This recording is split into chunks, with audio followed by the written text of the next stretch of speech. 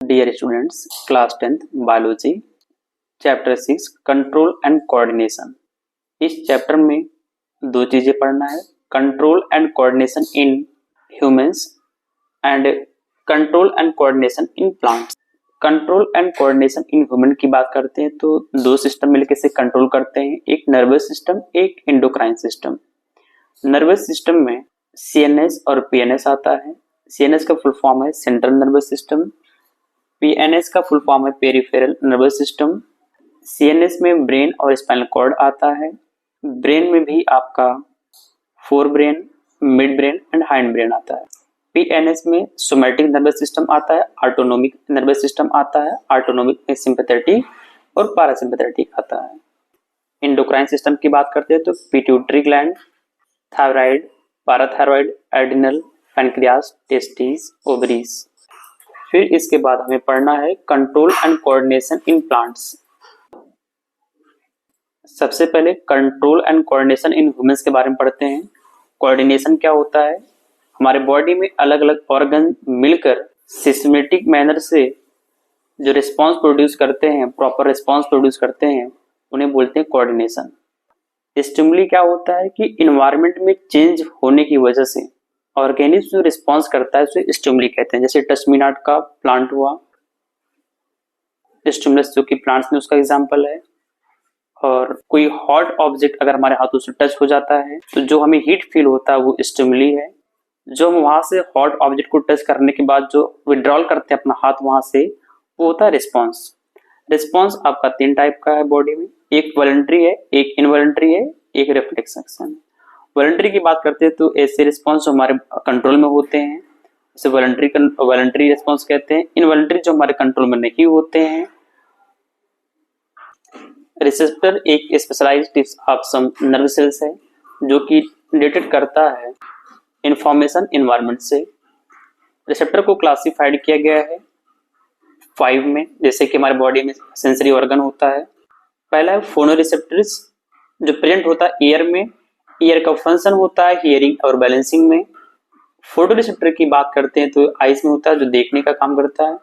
Thermo receptor की बात करते हैं तो जो कि स्किन में प्रेजेंट होता है।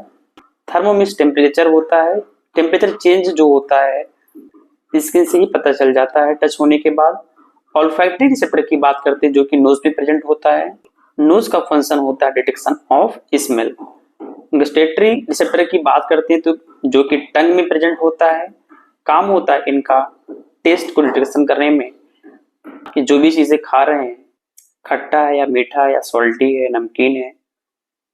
नर्वस सिस्टम की यूनिट होती है न्यूरॉन। न्यूरॉन का दूसरा नाम है nerve cell. Nerve cell is functional and unit of nervous system.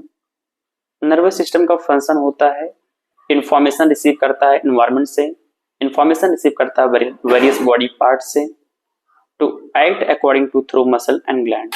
Neuron जो कि structural and functional unit of nervous system होता है। इसके 3 पार्ट्स होते हैं, सेल बॉडी, डेंड्राइट्स और एक्सॉन।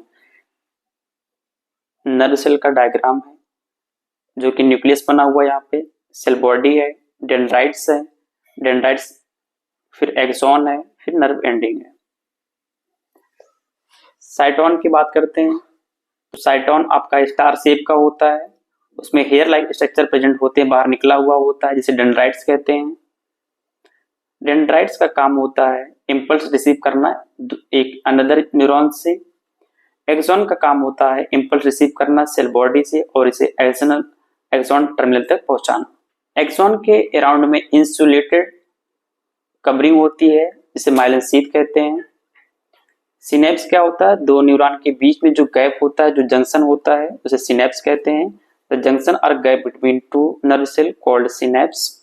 न्यूरोमस्कुलर जंक्शन की बात करते हैं जहां पे मसल फाइबर कांटेक्ट में आता है मोटर न्यूरॉन के, जो कि इंपल्स कैरी करता है फ्रॉम सीएनएस सिस्टम से। बॉडी में इंपल्स कैसे रिसीव होता है इसका पाथवे देखिए।